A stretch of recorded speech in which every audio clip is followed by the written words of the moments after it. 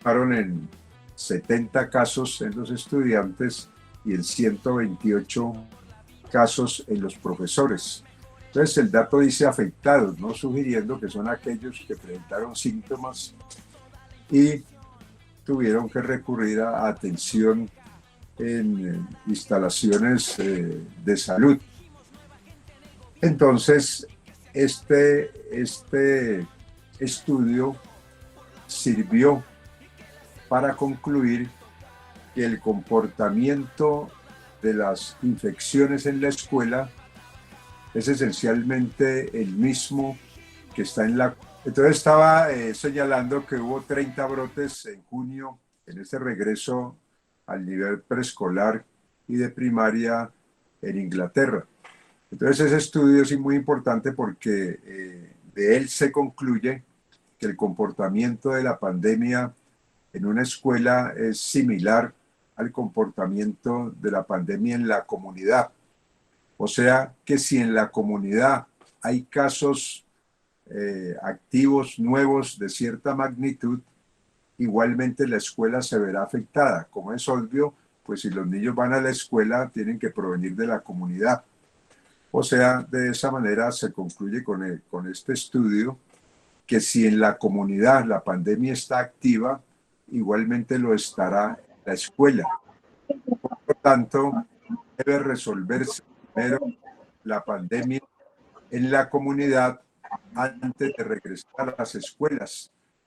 Esto debido a que los brotes a los que me refiero, así fueran pocos, ocurrieron en comunidades donde la pandemia estaba más activa. Pero si miramos otros casos, por ejemplo, relacionados a la discusión si los niños son susceptibles a la infección o no lo son, o si la transmiten o no la transmiten, o si la transmiten con la misma eficiencia o menor eficiencia que los adultos, allí podemos señalar una serie de datos de manera histórica. Entonces, los primeros casos, o los primeros reportes, mejor, o estudios, que más que estudios fueron observaciones preliminares que tuvieron lugar especialmente en abril, que es el mes que sigue a marzo, que fue el momento en que se declaró la pandemia. El 11 de marzo se declaró oficialmente por parte de la Organización Mundial de la Salud. Entonces los primeros reportes en abril indicaban que los niños prácticamente no se infectaban. Esos reportes o primeros estudios o estudios preliminares fueron objeto de críticas porque en marzo se cerraron las escuelas ante la declaratoria de la pandemia, ante la declaratoria oficial por parte de la Organización Mundial de la Salud. O sea que esos niños, al observarse que no acudían a los hospitales con los síntomas que determinan que se acuda a un hospital, el principal de ellos es lo que se llama en términos médicos la hipoxia, o sea, la dificultad para respirar. Entonces se empezó a concluir que los niños no se infectaban. Entonces las críticas a las metodologías con que se habían hecho estos estudios preliminares se centraron en que era obvio porque los niños en marzo, al cerrarse las escuelas, sus contactos habían sido eliminados y permanecían en la casa. El único contacto que tenían era en su casa. O sea que esos estudios provinieron de China, Japón, Singapur, Corea, España, sugiriendo que los niños no eran susceptibles a la enfermedad. Entonces luego ya cuando vinieron estudios más sistemáticos y con metodologías científicas más rigurosas, por ejemplo, se concluyó en un estudio ya realizado en junio en Alemania, que los niños, bien sea con síntomas o sin síntomas, tenían la misma carga viral. ¿Qué es la carga viral? La cantidad de partículas virales en su tracto respiratorio. O sea que desde cero, o sea, de recién nacidos, quiero decir, hasta 100 años, todos tenían la misma cantidad de virus en su tracto respiratorio.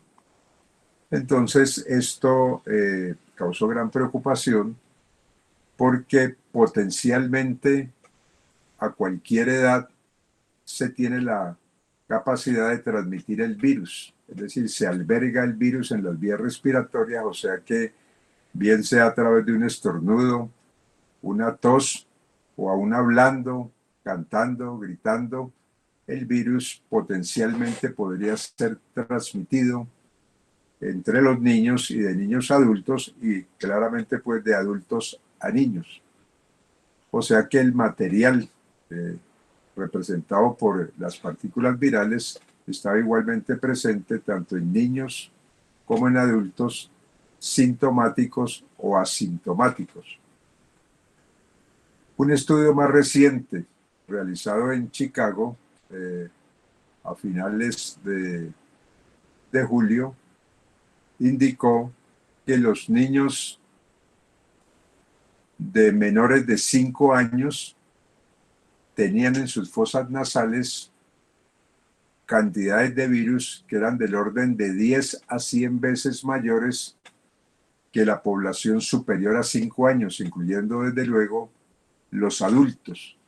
O sea que esto también remitía a la conclusión similar a la de Alemania, aunque con resultados aún más drásticos en el sentido de que los niños tienen virus y aún tienen mucho más virus, al menos en el ensayo que se hizo en sus fosas nasales, o sea que la potencialidad de transmitirlo, pues comparada con lo de los adultos, podría ser inclusive mayor.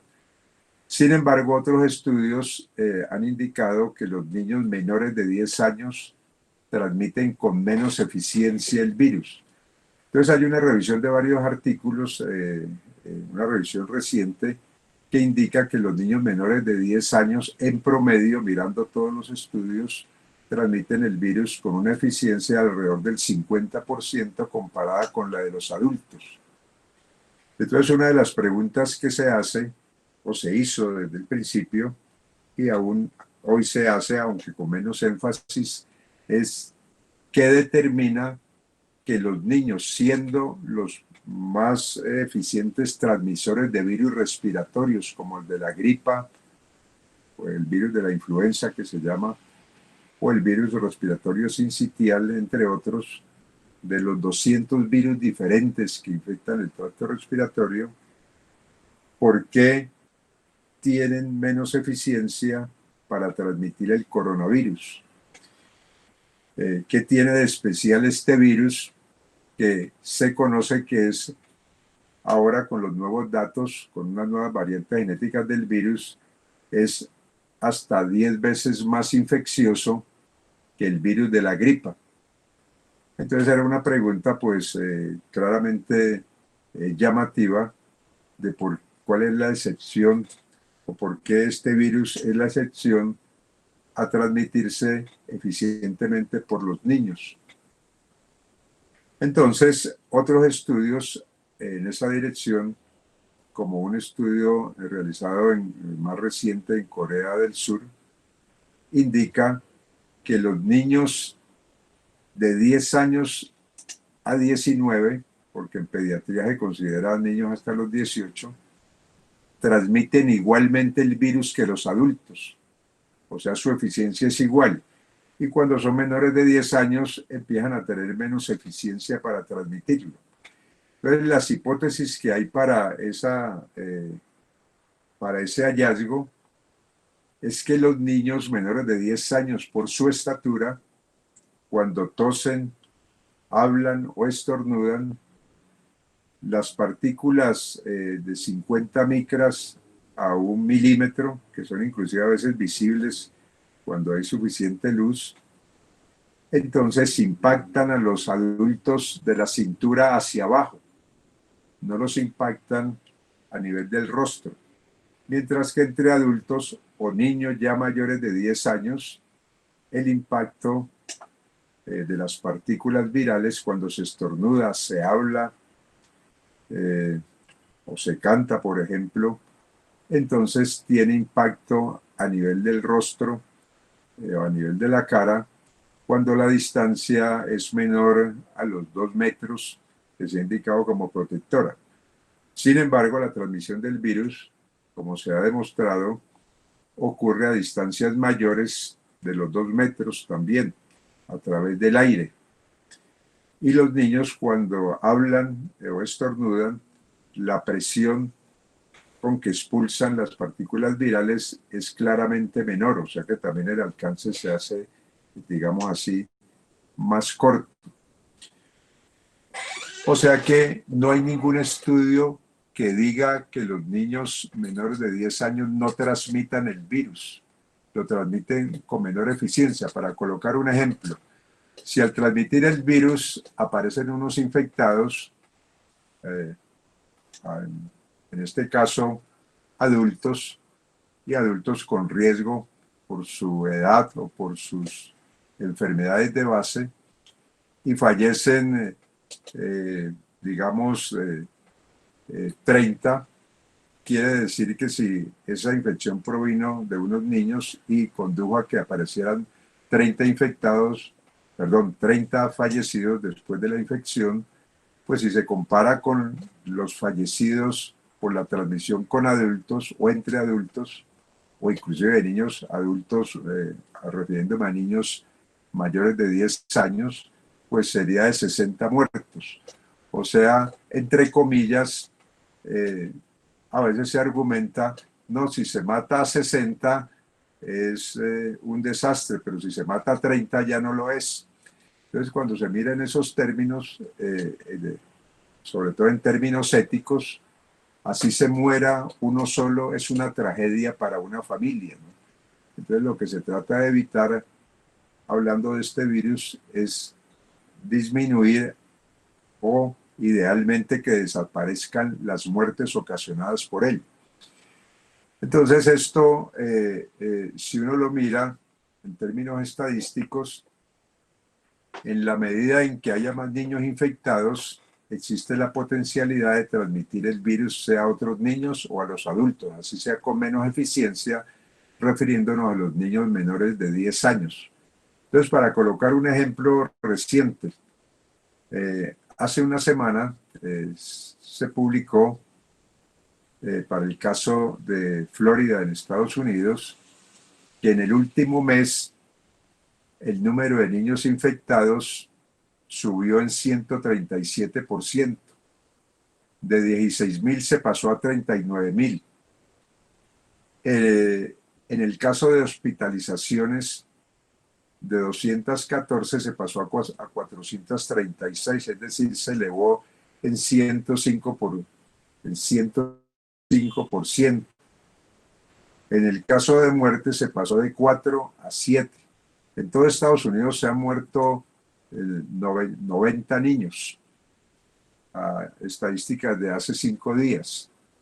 Sin embargo, hay un síndrome particular en niños que se llama el síndrome inflamatorio multisistémico, en el cual en Estados Unidos se han reportado 565 casos, de los cuales 364, o sea, el 63%, requirieron atención en unidades de cuidado intensivo y fallecieron por ese síndrome 10 niños, o sea, 1.8%. O sea que con este ejemplo quiero significar que el coronavirus impacta a los niños, aunque en una menor proporción. En el caso de Colombia, hace 3 días teníamos el reporte de 61 niños en unidades de cuidado intensivo. Y en Colombia se han muerto 74 niños menores de 9 años. Si lo comparamos con Estados Unidos, que tiene alrededor de 350 millones de habitantes, y nosotros 50 millones de habitantes, pues vemos que a casi 7 veces una mayor población en Estados Unidos, o al contrario, 7 veces menor nuestra población, y tenemos 74 fallecimientos de niños. O sea que la tasa de mortalidad en niños en Colombia es relativamente muy alta comparada con la de los Estados Unidos. Adicionalmente, podemos indicar el impacto del cierre de las escuelas en Estados Unidos con relación a la pandemia. Entonces hay una observación de que los estados en Estados Unidos que cerraron las escuelas más tempranamente tuvieron una pandemia menos severa. Sin embargo, no se descarta que otros factores, por ejemplo, relacionados con la bioseguridad, también hayan podido tener impacto. Pero se señala el cierre de las escuelas como un factor que contribuyó a la disminución de la severidad de las pandemias en varios estados de Estados Unidos.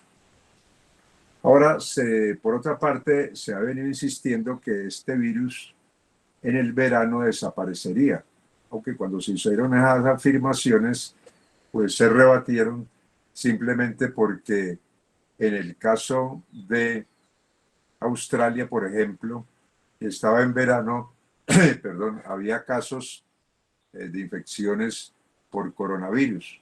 Y ya se llegó el verano en Estados Unidos y claramente las infecciones no han cesado. Estados Unidos llega casi ya a 6 millones de casos y más de 180.000 fallecimientos. Entonces hay un caso de hace un poco más de una semana, en el caso de Georgia en Estados Unidos, donde en unas actividades de camping, en una sola noche, de 344 participantes, 260 aparecieron infectados que previamente no lo estaban. Entonces, por ejemplo, los participantes en ese camping de edades de 6 a 10 años, el 51% apareció infectado. En edades de 11 años a 17 años, el 44%, y en edades de 18 a 21 años, el 33%. También aquí se incluyó pues quienes eran adultos y los estaban acompañando. O sea que claramente el virus se transmite entre los niños y de niños a adultos. Así, vuelvo e insisto, la eficiencia promedio de transmisión de niños menores de 10 años hacia adultos sea apenas del 50%. O sea que claramente los niños son transmisores de la enfermedad, es decir, de esta patología denominada COVID causada por el coronavirus SARS-CoV-2. O sea que el regreso a las escuelas claramente es una oportunidad para que el virus se transmita, y la razón de fondo es que en la comunidad el virus está presente y está activo. Si vemos el caso de Colombia, pues hemos tenido en los últimos días casos nuevos alrededor de 10.000, más o menos, pero digamos en promedio en los últimos días alrededor de 10.000, 11.000 nuevos casos y fallecimientos alrededor de 300. O sea que estamos en una pandemia activa. Y si la pandemia en la comunidad está activa, todos los estudios indican que se reflejará en la comunidad estudiantil cuando se hagan actividades presenciales. Y si vemos el caso de Bogotá, hemos tenido más o menos como 2.500 casos nuevos en los últimos días. O sea que en nuestra capital la pandemia está todavía activa. Y en la medida es que esté activa, vuelvo y resalto ese argumento, también lo estará en las escuelas porque los niños provienen de la comunidad. Y claramente cuando se ven los estudios relacionados con los países donde se ha regresado a actividades presenciales, que son más o menos un poco más de 24 países, pues las experiencias, uno podría decir que hay experiencias para sustentar eh, la iniciativa de regresar a clases y casos en los cuales sirven para ilustrar por qué no se debe volver a clases presenciales, especialmente cuando la pandemia está activa.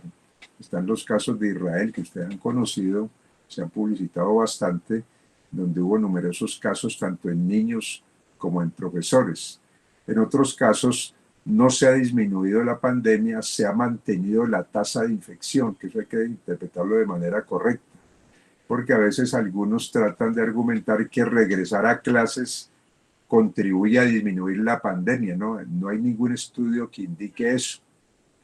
Regresar a clases en algunos casos que se han reportado, a clases presenciales me refiero, la pandemia se ha mantenido con la misma tasa, es decir, quiero decir con los mismos porcentajes de casos nuevos, o sea que regresar a clases no es una medida, no es una estrategia que contribuye a disminuir la pandemia, contribuye al menos a mantenerla o a exacerbarla, sobre todo cuando ésta está activa en la comunidad.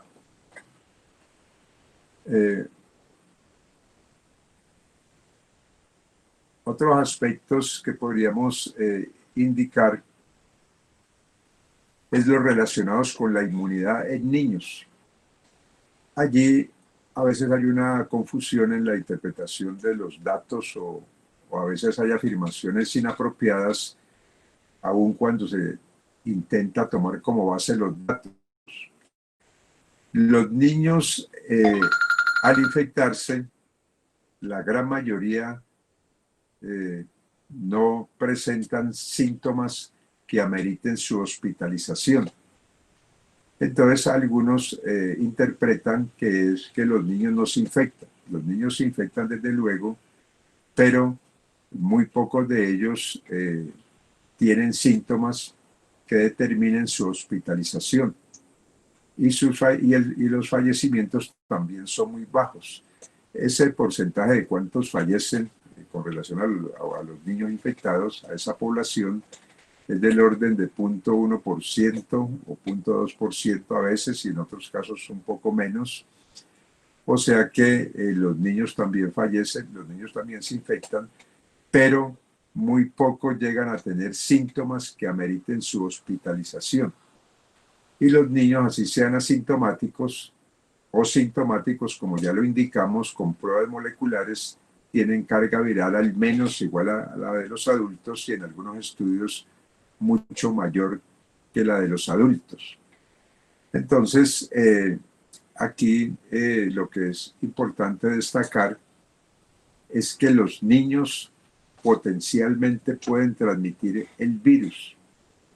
Y de hecho, pues lo portan, como ya lo hemos reiterado, a propósito de varios estudios, así lo transmitan con menos eficiencia, es una fuente de transmisión.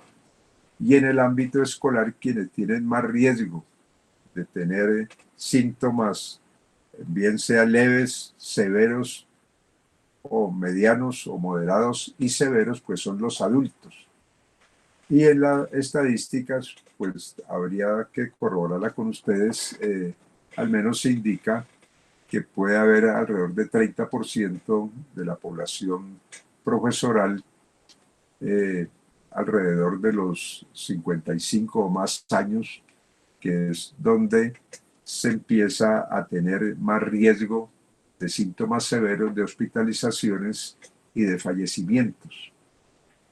O sea que en resumen, frente a la dinámica actual de la pandemia, hablando de Bogotá en particular, sería inconveniente, riesgoso volver a actividades presenciales en el momento, porque la pandemia se encuentra claramente activa. Ahora, pero si lo miramos a nivel de Colombia, ahí hay que hacer unas consideraciones. Hay algunos municipios en los cuales no se ha reportado infección del virus o hay pocos casos, o a veces se argumenta que puede haber más casos de los que se han detectado debido a que no hay las herramientas para hacer pruebas masivas. pero de todas maneras se señala que algunos municipios, la expresión municipios no COVID, para indicar que hay pocos casos o no se ha reportado, no se ha identificado. Pero hay otros municipios que estaban en esa condición hasta hace unos pocos días o semanas y ahora se han empezado a reportar casos. Entonces lo que se anticipa es que en aquellos municipios donde hay pocos casos, la pandemia va a empezar a crecer, así en otros municipios donde se llegó a un pico y se esté teniendo nuevos casos en menor proporción, pues también haya esos casos pues, de disminución. Habrá municipios en los cuales se empezará a incrementar o a exacerbar la infección. O sea que hay heterogeneidad, pero ciertamente en promedio en el país la pandemia está activa. O sea que, vuelvo a insistir, sería riesgoso regresar a clases presenciales en este momento. Ahora, la pregunta es, ¿esto será eterno? ¿Cuándo debemos regresar o cuándo sería apropiado regresar a clases presenciales? Pues allí ustedes han visto que hay una serie de intentos de predicciones indicando que la pandemia, como le dice la Organización Mundial de la Salud, la pandemia podría resolverse en unos 2 años, aunque hay otros que indican que los países desarrollados en el próximo año, pero hay incertidumbre, pues depende de las vacunas, qué tan eficientes y eficaces puedan ser para contribuir a detener esta pandemia. O sea que, de todas maneras, la pandemia está presente, está activa, y eso es lo que se argumenta, que estando activa en la comunidad, también lo estará en el ámbito escolar, en los espacios escolares, en escuelas y colegios, y creará, pues, desde luego, un riesgo especialmente para los adultos si lo vemos en términos de la salud y la vida. Entonces yo dejaría por el momento la intervención aquí y escucharía algunas preguntas si ustedes lo consideran pertinente, ¿no? Bueno, la Secretaría Distrital de Salud es la encargada de la autoridad competente para centralizar la manera como se aborda la pandemia, es decir, en términos del número de pruebas que se realizan, en el seguimiento a la dinámica de esta pandemia, pero son, digamos, hospitales, universidades, secretarías de salud las que realizan las pruebas, pero esto tiene conexidad con las EPS, es decir, las EPS frente a las solicitudes de los pacientes, dependiendo de los síntomas que presenten, de los contactos que refieran, hayan tenido con otros infectados, entonces se ordenan las pruebas. Pero investigación sistemática especializada para seguir la comunidad menor de 10 años o de 5 años, pues que yo conozca de esa manera especializada no la hay. Se incluyen pruebas, desde luego, para niños que hayan estado en contacto con adultos o que presenten algunos síntomas ordenados por sus respectivas EPS, pero no hay una investigación dirigida especialmente a decir la población de 17 años o 18 años hacia abajo en Colombia, en tales o cuales municipios, en tales o cuales comunidades, tiene tales índices de infección, ¿no? O sea que se incluyen desde luego niños en la población a la cual se le han hecho las pruebas. De hecho, lo que yo indicaba, hay datos como los que uno en particular que hace referencia de que hace 3 días se encontraban en unidades de cuidado intensivo menores de 9 años en número de 61. O sea que los niños también llegan a situación crítica. Entonces uno debe considerar esto en términos de cuántos niños se afectan, cuántos eventualmente pueden fallecer, y el otro aspecto es de los niños que son positivos al virus, qué contactos tienen para transmitir el virus, así sea con menor eficiencia, lo transmitiría. que ese es el caso que preocupa para los ambientes educativos, para las escuelas y colegios. O sea que ese dato no se tiene, pero se asume que en términos porcentuales los niños estarían abarcados dentro de los mismos porcentajes de infectados en la comunidad, ¿no?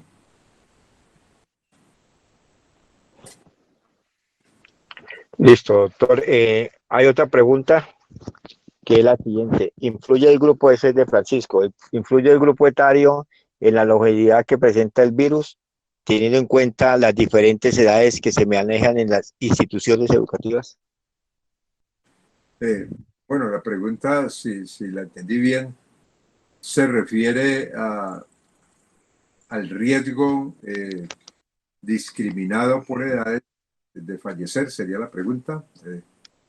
Sí, cómo no, sí, correcto.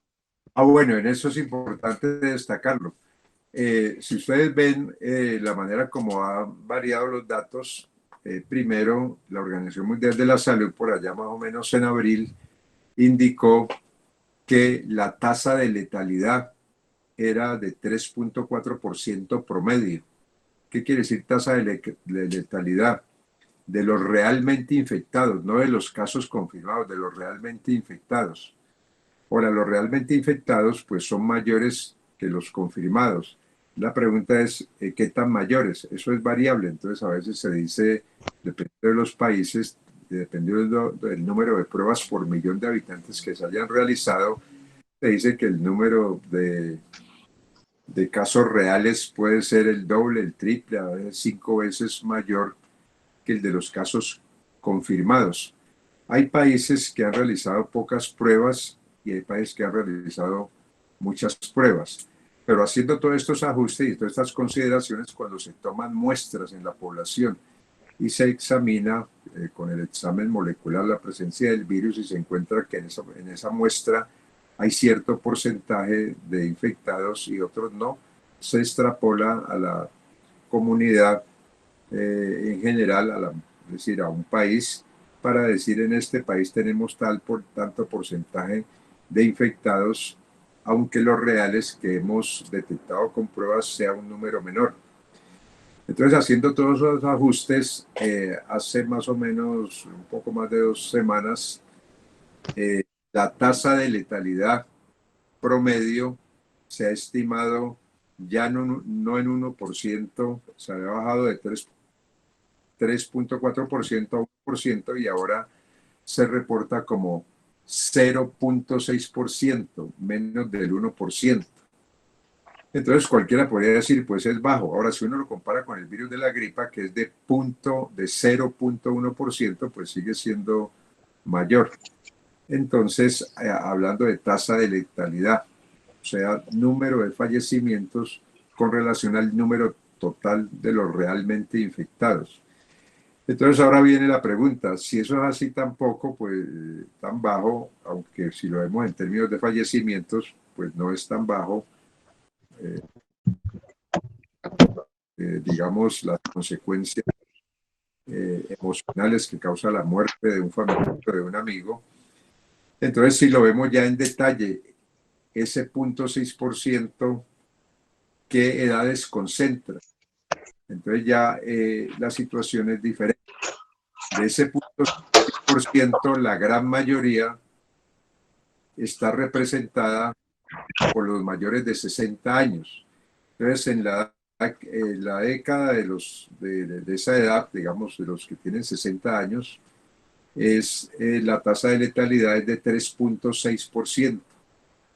De los de 70 años en esa década es de alrededor de 8% y de 80 años hacia arriba, 80 años, es de 16%.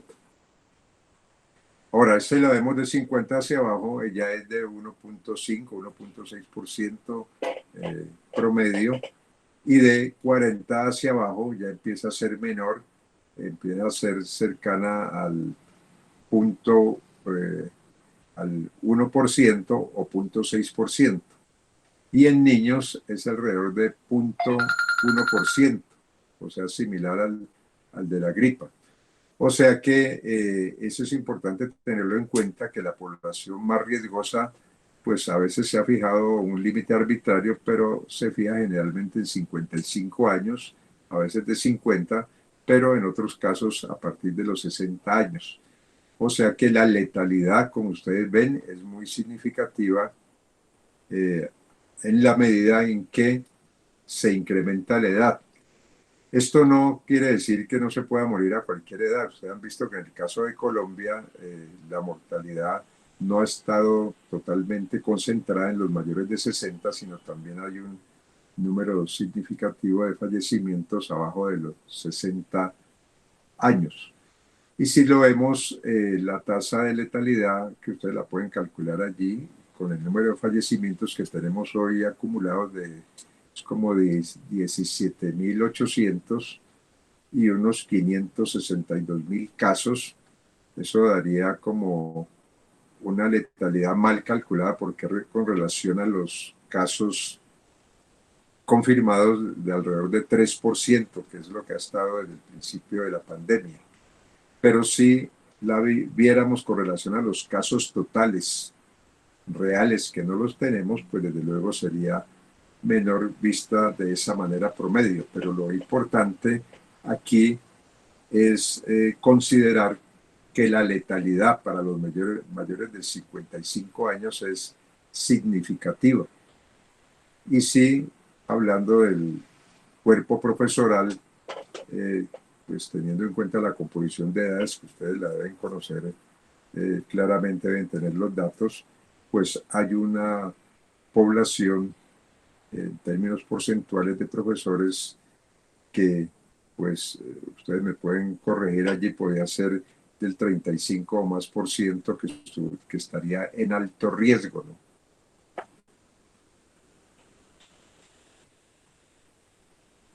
Listo, doctor. Hay varias preguntas.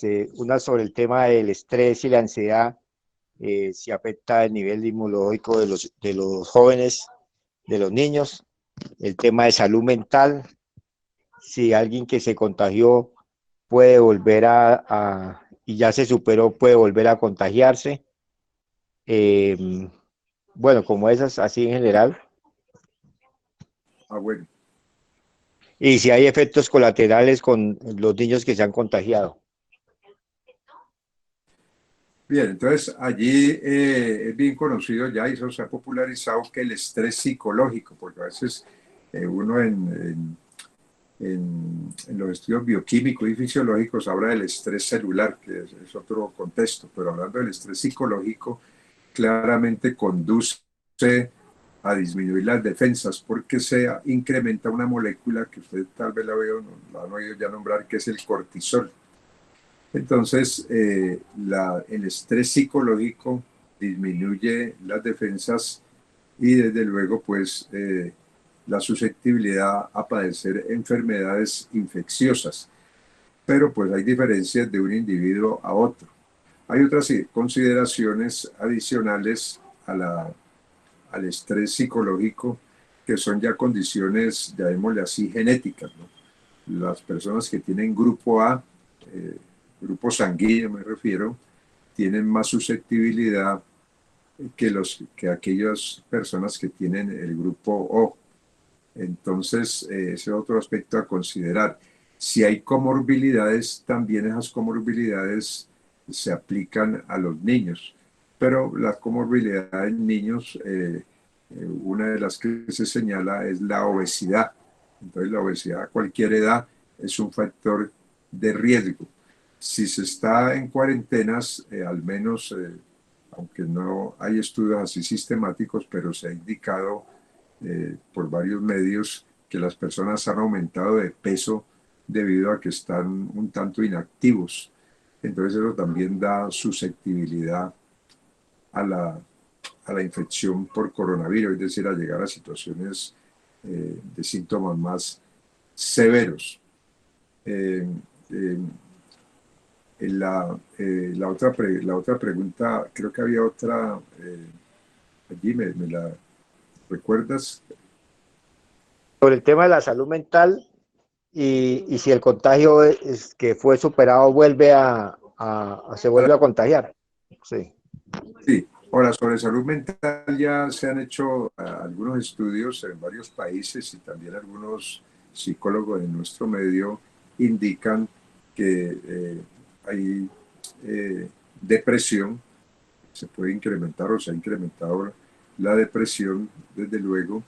Entonces los conflictos familiares también, las confrontaciones, inclusive en varios países se relata incremento en las solicitudes de divorcio, o sea que realmente estar en cuarentena, estar recluidos en un espacio pequeño, ha conducido a algún incremento en las enfermedades clasificadas como mentales, desde luego, ¿no? Ahora, y sobre la pregunta relacionada a la reinfección, que han visto las noticias recientes que hay unos poquísimos casos, ya no, aunque no lo había tan reciente, pero en los últimos días ha habido reportes de casos de reinfección, o sea, de personas que han padecido la enfermedad, se ha confirmado que tienen el virus, la superaron o se recuperaron, que es el término que se utiliza, y luego han aparecido de nuevo infectadas por el virus. Entonces allí la pregunta que se hace es si es por una variante genética diferente a la primera infección o no. Entonces habría que investigar esos casos si es exactamente por la misma variante genética. Hay un caso reciente en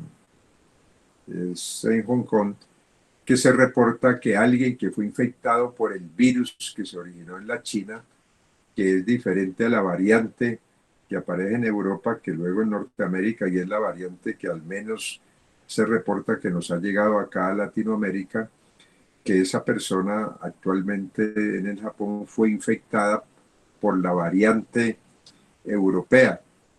O sea que si había adquirido inmunidad, la adquirió contra la versión original de China y no la tiene para la versión genética de Europa. Entonces, correlación hacia si se adquiere inmunidad natural una vez se infecta, hay una discusión que es muy importante con relación a la eficacia eventual de las vacunas, ¿no? O sea que si quien se infectó, esa inmunidad le dura por cuántos meses.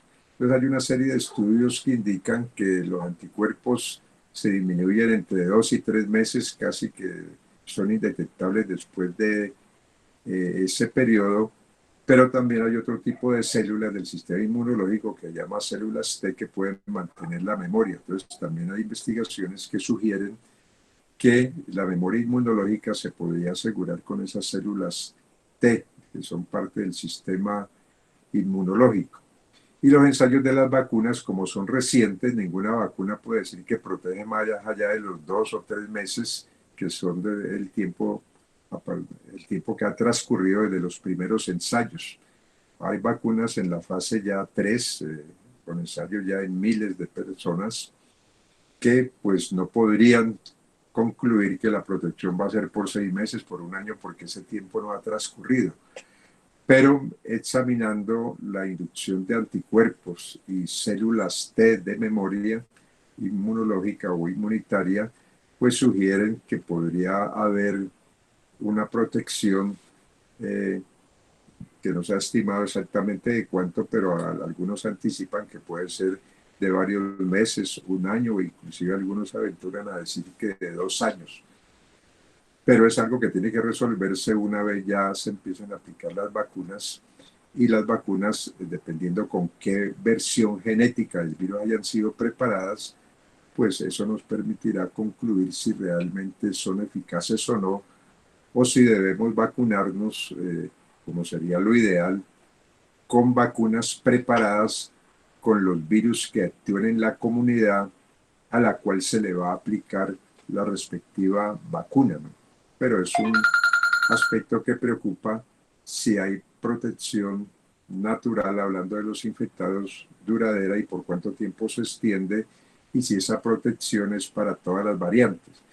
Hay un caso llamativo que es el de los asintomáticos. ¿Por qué lo son? Hablando de los asintomáticos adultos. Entonces se ha encontrado que hay unas células en la sangre de estos asintomáticos, una célula del sistema inmunológico, células de tipo T, que parece que utilizan la memoria inmunológica contra otros coronavirus, que desde luego el actual coronavirus comparte algunas características moleculares con esos otros coronavirus, que son 4, que producen síntomas muy leves en los humanos. Prácticamente todos hemos sido infectados por esos coronavirus y son los que podrían servir para esa protección que se llama cruzada, ¿no? Es una hipótesis, pues, para tratar de explicar por qué más o menos el 40 o el 30% de los infectados con este virus son asintomáticos.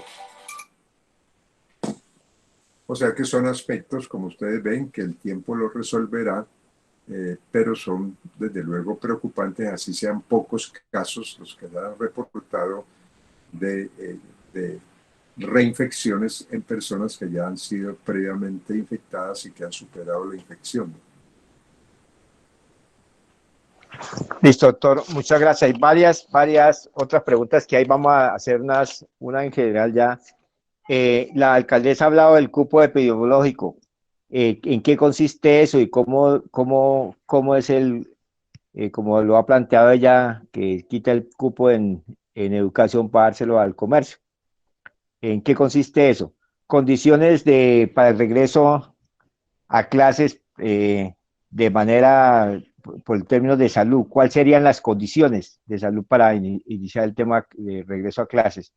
Y si en el 2021 continúa el virus, ¿qué cambiaría para que el año entrante se haga de manera presencial? ¿Cuál sería como el punto exacto para mirar el proceso de regreso a clases presenciales? Y ya Bueno, con esas, qué pena molestarlo. no, tranquilo, no hay ningún problema. No, pero no entiendo bien a qué se refiere lo que señalas el cupo. Eh, Es que la alcaldesa habla de cupo epidemiológico, que hay un cupo epidemiológico, entonces de eso se reparte uno para el comercio, otro para las actividades culturales, otro para, ¿sí? Y para educación deja un cupo, ¿sí? De 1.3. Entonces, que ese cupo, Ocupa, ¿cómo? ¿Aló? ocupación de UCIs, abuelo, ocupación de UCIs. sí, sí, bueno, ya Sí. que precisa, sí, es lo siguiente, hay un aspecto eh, un tanto ético implicado en el número o lo que llama la infraestructura hospitalaria para atender los casos. Entonces, en términos éticos, se señaló muy al principio de la pandemia que lo más ético de parte de las autoridades de salud era incrementar los servicios de cuidado intensivo frente a una pandemia que ya se veía crecer. O sea que no sería ético pues evadir esa necesidad de incrementar los servicios hospitalarios frente a una pandemia creciente que pudiera rebasar esos servicios hospitalarios. 39, Que lo más ético 9, sería 887. aumentar el número de unidades de cuidado intensivo para evitar que se llegara al punto en que habría que decidir a quién se deja por fuera de una unidad de cuidado intensivo y a quién se ingresa. ¿Qué sucedió en Italia y en España? Que en algunos momentos dijo, si hay dos pacientes, el uno de 40 y el otro de 60, que necesitan servicios de unidad de cuidado intensivo y no hay suficientes unidades de cuidado intensivo, se deja por fuera el de 60, que ya ha vivido más años, y se le da la oportunidad al de 40 para que pueda salvarse y pueda vivir más años.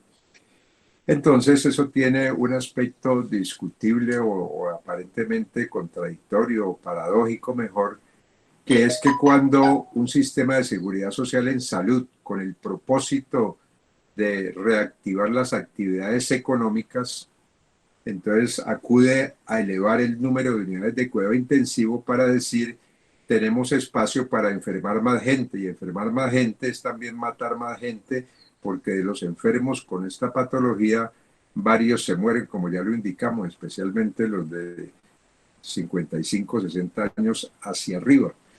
Entonces, eso a veces no se ve ético, y lo señalo en términos paradójicos con el primer argumento, cuando se dice hemos invertido en unidades de cuidado intensivo, en ventiladores mecánicos, de tal manera que podemos abrir las actividades económicas para que se infecte más gente y se muera más gente, pero el sistema de salud no puede ser señalado de que se murieron porque no tuvieron la oportunidad de llegar a una unidad de cuidado intensivo.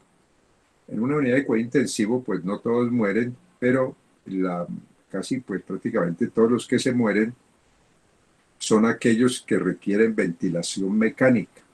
El porcentaje de fallecimientos es variable, ¿no? Ustedes han visto las estadísticas que son públicas, a veces se muere el 50%, el 60%, el 80% y en algunos casos hasta el 100% que llegan a ese punto. Pero de todas maneras la atención hospitalaria también salva a varios. Es decir, de los hospitalizados, que son, eso depende de los países, que son a veces el 15%, el 10%, o en nuestro caso el 5%, el estar en el hospital, eh, eh, la intervención médica salva a muchos, pero también quienes llegan a condición más crítica fallecen. Entonces, cuando se ve de esa manera, en términos éticos, se dice,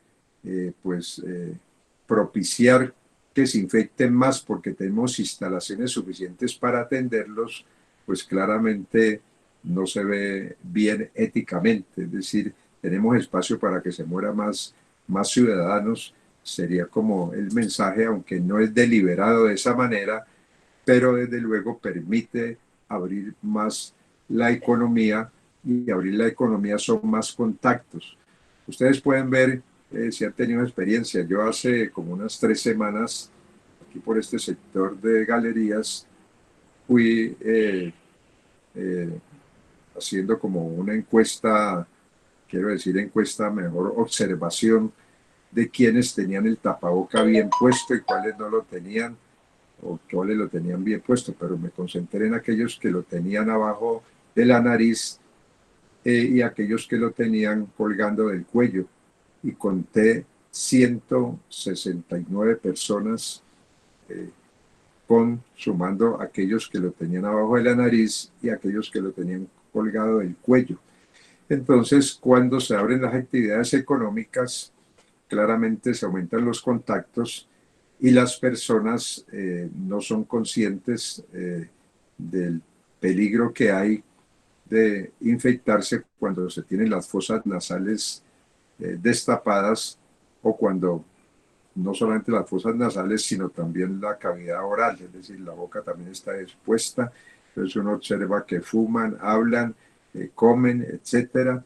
O sea que eso indica que en la medida, al menos en nuestro medio, que se abran las actividades económicas, es una oportunidad para aumentar los contactos y para aumentar la transmisión del virus.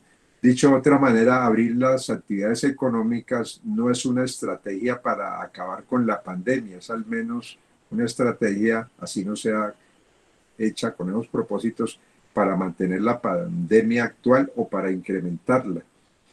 O sea que claramente, pues, ese es otro aspecto a considerar, las cuarentenas frente a la economía. Varios alcaldes al principio de la pandemia parecieron muy severos, en el sentido de decir que iban a tener o a ordenar cuarentenas muy estrictas, y luego les llamaron la atención en el sentido de que si mantenían cuarentenas estrictas, entonces aquellas personas que están en la informalidad, que en Colombia son alrededor del 50 al 60% de las personas que están en la economía informal, entonces si no se les aseguraba desayuno, almuerzo y comida todos los días, iban a protestar, y cuando hay protestas hay que enviar la policía, el SMAT, y eventualmente se producen muertes y que eso podría afectar la gestión de los alcaldes.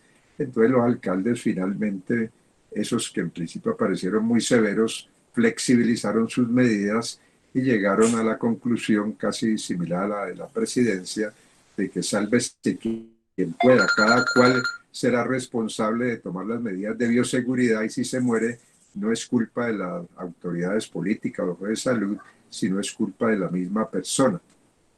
Entonces ese es otro aspecto, pues, como ustedes ven, discutible en el sentido de que si las personas no tienen manera de asegurar su subsistencia básica, quiero decir alimentación al menos, porque no tienen ingresos, entonces se abre la economía con ese propósito, pero abrir la economía tiene la consecuencia de aumentar la pandemia, y aumentar la pandemia es aumentar los casos de infectados, y aumentar los casos de infectados es aumentar el número de hospitalizados y el número de pacientes que llegan a situación crítica y finalmente aumentar la tasa de fallecimientos, ¿no?